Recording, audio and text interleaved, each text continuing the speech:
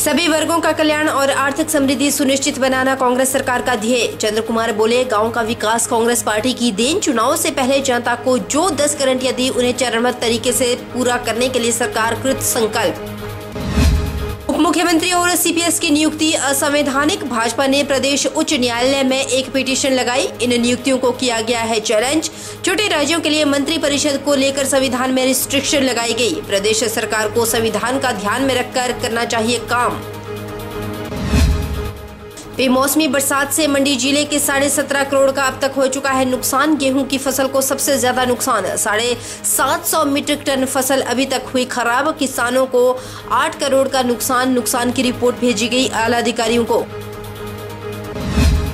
और साइबर ठगी को अंजाम देने वाले 2 आरोपी पश्चिम बंगाल से गिरफ्तार। आरोपियों से 14 सिम कार्ड, 10 मोबाइल फोन, कुछ एटीएम, पासबुक और चेकबुक भी किए बरामद। दोनों आरोपियों को न्यायालय में किया गया पेश। न्यायालय में 3 दिन के पुलिस रिमांड, 14 दिन की न्यायिक हिरासत में भेजा। नमस्कार, आप देख रहे हैं एचपी 24/7। मैं हूं आपके साथ परी शर्मा और शुरुआत करते हैं कृषि मंत्री से। कृषि एवं पशुपालन मंत्री चंद्र कुमार ने कहा कि समाज के सभी वर्गों का कल्याण और आर्थिक समृद्धि सुनिश्चित बनाना कांग्रेस सरकार का मुख्य लक्ष्य है। ये विचार उन्होंने सोमवार को ज्वाली विधानसभा क्षेत्र के तहत जरोट और घाट जरोट पंचायतों में उनके सम्मान में आयोजित अभिनंदन समारोह में बोलते हुए व्यक्त किए। कृषि मंत्री ने विधायक बनाने और प्रदेश में कांग्रेस पार्टी पर विश्वास व्यक्त करने के लिए दिए गए समर्थन को लोगों का आभार व्यक्त किया।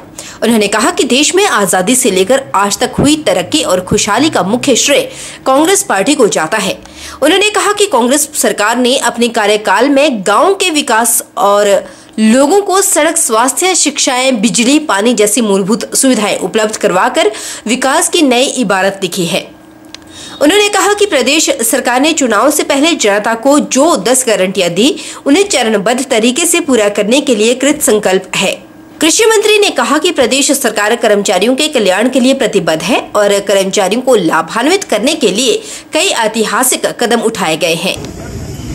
आज जो हमारी अगली इंस्टॉलमेंट आएगी, उसमें पिछली पेंशन में हमने 2,35,000 औरतों को पेंशन लगाई। जो अगली इंस्टॉलमेंट आएगी उसमें 2,35,000 को और को देंगे और चरणबद्ध तरीके से जो है वो हम पेंशन जो है वो सभी औरतों को उसमें कवर करने की कोशिश करेंगे। ये हमारी सरकार की वचनबद्धता। हमारे स्कूलों अगला जो हमारे से आपसे वायदा था कि हम बिजली आपको 350 यूनिट बिजली हम आपको मुफ्त देंगे, इसका भी बड़ी जल्दी सरकार फैसला करने वाली है। अगला जो हमने आपसे कमिटमेंट की थी कि हम एक विधानसभा में डे बोर्डिंग स्कूल जो है वो बनाएंगे। बढ़िया मॉडल इंग्लिश स्कूल एक विधानसभा में बनेगा। सेंटर के लिए उसके लिए हमने 450 कनाल जमीन का प्रावधान किया है और आपके बच्चे भी उन स्कूलों में अच्छी पढ़ाई जो है वो करेंगे।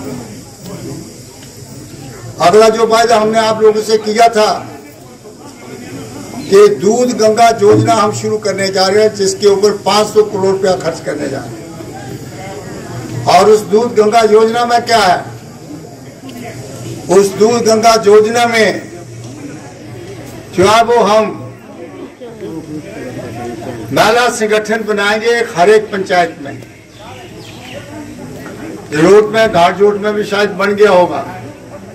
महिलाओं के स्कूल का एक संगठन बनाएंगे जिसमें 20-20, 22-22 महिलाएं होंगी। लेकिन हम उस संगठन में जो है वो वही महिला रखेंगे जिन्होंने गाय भैंस रखी है दूध देने वाली। नकमियां नहीं बनानियां। दूध और उसमें गाय का दूध जो है वो 80 रुपए किलो खरीदेंगे और भैंस का दूध 100 रुपया किलो खरीदेंगे। भाजपा प्रदेश महामंत्री एवं बिलासपुर के विधायक त्रिलोक जम्वाल ने कहा कि प्रदेश सरकार द्वारा चीफ पार्लियामेंट सेक्रेटरी की नियुक्तियों के विरोध में भाजपा ने प्रदेश उच्च न्यायालय में एक पिटीशन लगाई है। इन नियुक्तियों को चैलेंज किया है। उन्होंने कहा कि सीपीएस ऑफिस ऑफ प्रॉफिट है और यह नियुक्तियां संविधान के खिलाफ है। पूर्व कांग्रेस सरकार ने एक बार पहले भी सीपीएस की नियुक्तियां की थी, जो कि रद्द की गई। उसके बाद वर्तमान सरकार ने फिर वही गलती दोहराई। इस पिटीशन को लेकर वरिष्ठ अधिवक्ता सतपाल जैन हमारे वकील हैं।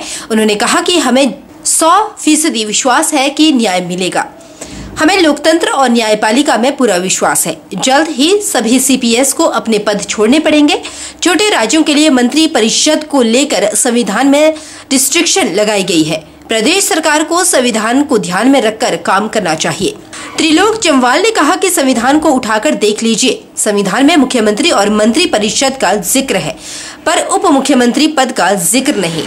प्रदेश सरकार ने केवल अपने नेताओं को एडजस्ट करने के लिए कई नियुक्तियां की है और सभी नियुक्तियां संविधान के खिलाफ है। देखिए, भारतीय जनता पार्टी जो चीफ पार्लियामेंट्री सेक्रेटरीज की नियुक्ति वर्तमान सरकार ने की है,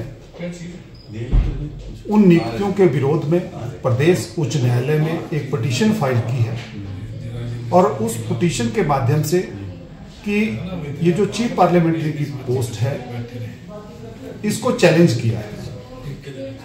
और क्योंकि ये ऑफिस ऑफ प्रॉफिट में भी आती है और जब ये ऑफिस ऑफ प्रॉफिट में आती है तो जो लेजिस्लेशन का मूल मंत्र, जो छोटे राज्यों को आपने मंत्री बनाने से जो रिस्ट्रिक्शन लगाई है, उसका बायोमीडियन नहीं हो सकता। आपको ध्यान होगा कि इससे पूर्व में भी कांग्रेस सरकार ने सीपीएस बनाए थे और उनको प्रदेश उच्च न्यायालय ने उन सब की नियुक्तियां तुरंत प्रभाव से रद्द कर दी।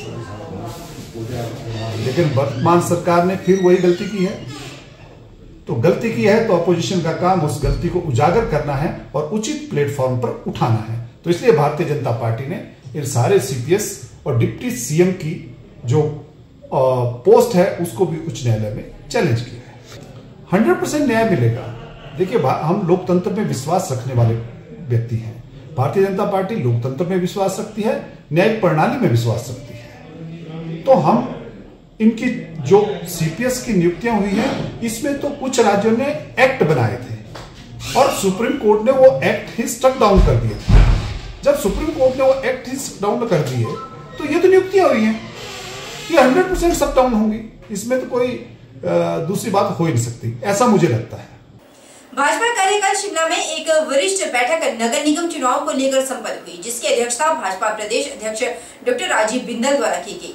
पूर्व मुख्यमंत्री एवं नेता प्रतिपक्ष जयराम ठाकुर, पूर्व प्रदेश अध्यक्ष सांसद सुरेश कश्यप, प्रदेश संगठन महामंत्री सिद्धार्थन, नगर निगम चुनाव के प्रभारी एवं विधायक पौटा साहिब सुखराम चौधरी, प्रदेश महामंत्री राकेश जम्वाल, त्रिलोक जम्वाल और अनेक पूर्व मंत्रीगण विधायक गण भी मौजूद रहे। संगठन मंत्री ने कहा कि हम सभी को आगामी कार्यक्रमों को पूर्ण करने के लिए एकजुट होना होगा। कार्यकर्ताओं को भाजपा संगठन महामंत्री सिद्धार्थन का मार्गदर्शन प्राप्त हुआ। उन्होंने कहा कि नगर निगम चुनाव में कार्यकर्ताओं ने पूरी ताकत से चुनाव लड़ा और पार्टी ने बेहतरीन तरीके के साथ चुनाव लड़ने में सभी पार्षदों और नेताओं की मदद की। चर्चा में यह विषय निकलकर सामने आया कि कांग्रेस पार्टी ने शिमला नगर निगम के चुनाव में सत्ता का दुरुपयोग कर शिमला नगर निगम में अपनी जीत हासिल की। चुनाव के प्रथम दिन से ही कांग्रेस पार्टी के नेताओं ने नगर निगम शिमला के चुनाव को प्रभावित करने का प्रयास किया। पहले कांग्रेस के नेताओं ने नगर निगम शिमला के रोस्टर के साथ छेड़छाड़ की। उसके बाद जिस प्रकार से नगर निगम शिमला में 20,000 से अधिक वोट बने, उससे भी नगर निगम शिमला के चुनाव प्रभावित किए गए। चुनाव के बीच कर्मचारियों को डीए की किश्त देना और विभिन्न पदों की नौकरियों को रेगुलर करने की घोषणा भी चुनाव को प्रभावित करने के लिए की गई। कांग्रेस पार्टी ने इन चुनावों में सत्ता का दुरुपयोग किया है और जिसके कारण कांग्रेस पार्टी ने नगर निगम शिमला में सीटें जीती। प्रदेश में जो कांग्रेस की सरकार है, उन्होंने नगर निगम शिमला का चुनाव जीतने के लिए सारे नियम कानूनों को ताक पर रखा। बार बार विधानसभा में नगर निगम के चुनाव को लेकर नियम बदले गए।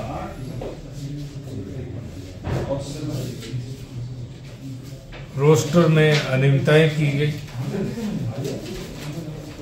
एक बहुत ज्यादा वोट बनाए गए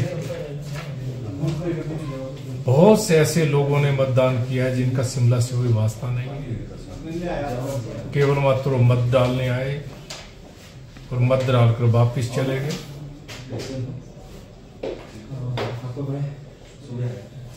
फिर भी भारतीय जनता पार्टी 9 सीटें जीती है। 5 महीने पुरानी कांग्रेस की सरकार है। सारे प्रदेश की सरकार ने सारे प्रयास किए, मैंने पहले कहा, उसके बावजूद भी भारतीय जनता पार्टी ने 9 सीटें जीती हैं। इसके लिए हमने आज कार्यकर्ताओं का जहां जहां समीक्षा की है वहां कार्यकर्ताओं का हमने धन्यवाद भी किया। बीते दिनों लग घाटी के खंडीगचा में पेड़ गिरने से घायल बिजली बोर्ड के अधिशासी अभियंता का क्षेत्रीय अस्पताल कुल्लू के डॉक्टरों ने जटिल ऑपरेशन किया। 55 वर्षीय वीरेंद्र शर्मा को घायल अवस्था में क्षेत्रीय अस्पताल में भर्ती करवाया गया था, जहां उन्हें प्राथमिक उपचार दिया गया, जिसके बाद क्षेत्रीय अस्पताल के चिकित्सकों ने देखा कि रोगी की बाईं बांह और दाईं हड्डियों के टूटने और बाईं कलाई की हड्डी टूट गई है, जिसके बाद उन्हें बिना समय गंवाए सर्जरी के लिए तैनात किया गया। एनेस्थीसिया और ऑर्थोपेडिक्स दोनों दृष्टिकोण से एक उच्च जोखिम वाली सर्जरी थी। ऑपरेटिंग टीम में डॉक्टर अभिषेक बधन, डॉक्टर निशिता ओटीए और निर्मला और प्रकाश, स्टाफ नर्स उषा और नीलम शामिल थे। 5 घंटों तक चली इस सर्जरी के बाद अब मरीज पूरी तरह से स्वस्थ है और चिकित्सकों की देखरेख में उनका इलाज चल रहा है। मुख्य चिकित्सा अधिकारी डॉक्टर नागराज पवार ने बताया कि अक्सर कई फ्रैक्चर वाली ऐसी लंबी सर्जरी जो आमतौर पर मेडिकल कॉलेजों में की जाती है, मुख्य संस्थीय सचिव सुंदर सिंह ठाकुर के अथक प्रयासों से RH कुल्लू में नियमित रूप से ऐसे जटिल मरीजों का जिला कुल्लू के सरकारी अस्पताल में इलाज किया जा रहा है। बताते चले कि CPS सुंदर ठाकुर ने क्षेत्रीय अस्पताल कुल्लू के लिए जो निःशुल्क दवाओं की दुकानों को अस्पताल के मुख्य द्वार पर स्थापित किया है, अब मरीजों को अनेकों सुविधा उपलब्ध है। इसके अलावा अब हॉस्पिटल में अनेकों मरीजों के जोखिम वाले सर्जरी सुविधा भी उपलब्ध है, जिससे जिला कुल्लू, लाहौल स्पीति और पांगी के मरीजों को अब शिमला और चंडीगढ़ नहीं जाना पड़ रहा। एक्चुअली पेशेंट कल परसों आया था शाम को, उनके ऊपर पेड़ गिर गया था। तो पेशेंट की आर्म का फ्रैक्चर था, फोरआर्म का था और रिस्ट का था। और जो आर्म का फ्रैक्चर था वो ओपन फ्रैक्चर था, मतलब कि वहाँ पे काफ़ी बड़ा जख्म भी था। तो पेशेंट की पहले जख्म की सफाई कर दी थी, उसके बाद फिर प्लास्टर लगाया था और कल पेशेंट को ऑपरेट किया था। और सर्जरी अराउंड कोई 5 आवर्स की चली थी, जिसमें कि हमने प्लेटिंग करी थी उनकी। हादसा लग वैली में कड़िंचा में हुआ था, जो कि सड़क के निरीक्षण के दौरान हुआ था। XCN वीरेंद्र शर्मा के ऊपर पेड़ गिर गया था, जिसकी वजह से उनकी बाजू फ्रैक्चर हो गई थी। पेशेंट परसों आए थे, तो उनका फ्रैक्चर पाया गया था, जिसके लिए उनको पहले प्लास्टर लगाया गया था और कल ऑपरेट किया गया था मॉर्निंग में। टीम में मैं खुद मौजूद था, डॉक्टर निशिता एनेस्थेटिस्ट मौजूद थे, स्टाफ नर्स और OTA थे।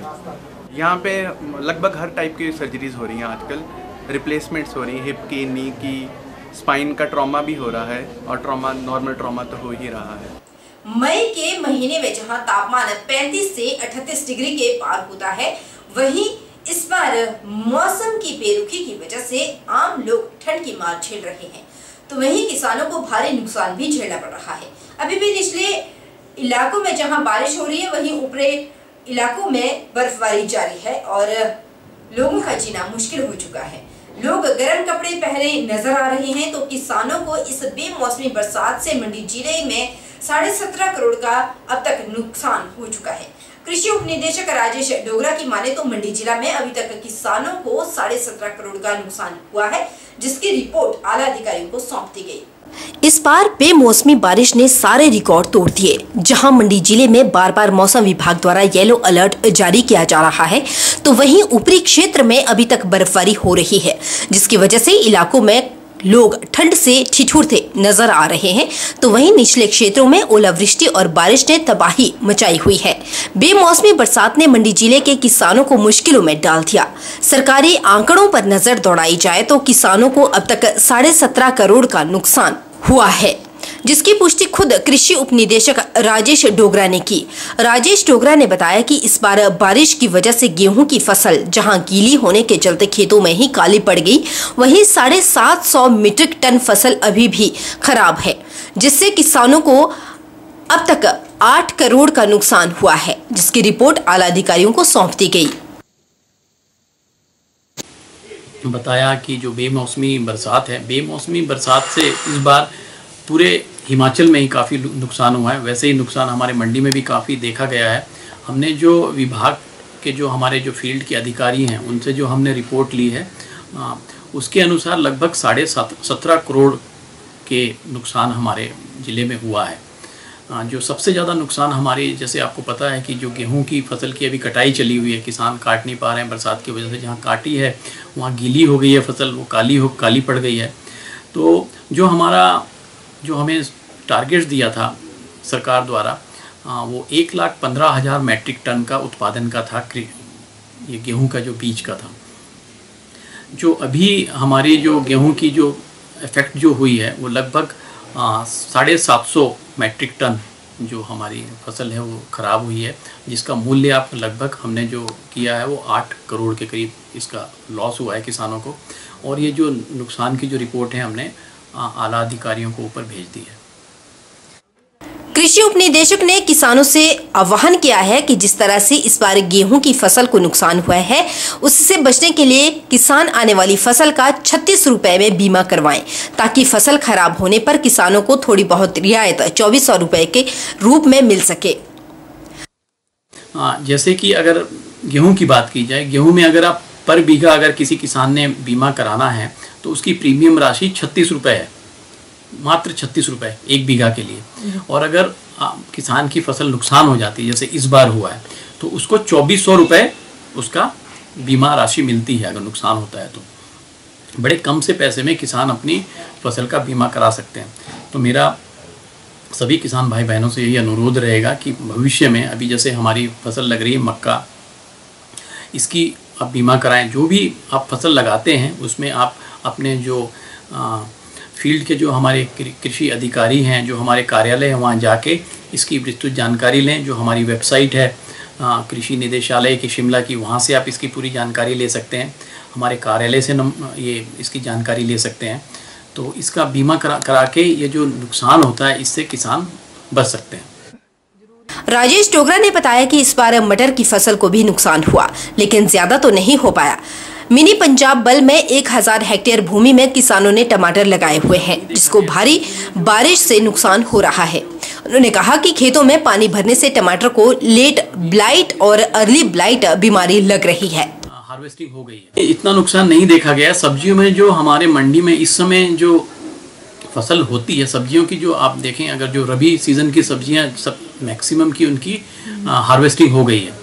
जो हमारी फसल है वो होती है, जो मटर की फसल यहाँ लगाते हैं लोग ऑफ सीजन के तौर पे, उसमें नुकसान देखा गया है। और पर जो लेट बारिश हुई थी उसकी जब सूखा पड़ा हुआ था तो उसमें उस समय थोड़ा सा उसका नुकसान हुआ था, पर बारिश से वो फसल हमारी थोड़ी सी रिकूप कर गई है। पर अब जो ये बारिशें हो रही हैं, जो अब आपको पता है कि जो हमारा बल एरिया है, बल एरिया में जिसको मिनी पंजाब भी कहा जाता है, वहाँ पे लगभग 1000 हेक्टेयर में किसान टमाटर लगाते हैं। तो जो टमाटर लगाई हुई है, कई किसानों के, जैसे मुझे रिपोर्ट आई है कि कई किसानों के खेतों में पानी खड़ा हो गया। पानी खड़ा होने से क्या होता है, ब्लाइट जो बीमारी होती है, लेट ब्लाइट, अर्ली ब्लाइट, ये इसका प्रकोप बढ़ जाता है। तो ये कहीं एरिया में हमें रिपोर्ट आई है कि उससे नुकसान हुआ है फसल को। पर किसानों को हमने जो रीडोमिल है या फिर जो बेविस्टिन है, जो सिस्टमेटिक फंजीसाइड्स हैं, उसके स्प्रे करने के लिए हमारे अधिकारियों ने सुझाव दिए हैं। हमने इसके लिए न्यूज़पेपर के माध्यम से भी एक गाइडलाइन किसानों को दी थी। यहाँ रुकेंगे छोटे से ब्रेक के लिए। ब्रेक उस पार फौरन लौटेंगे, बने हमारे साथ।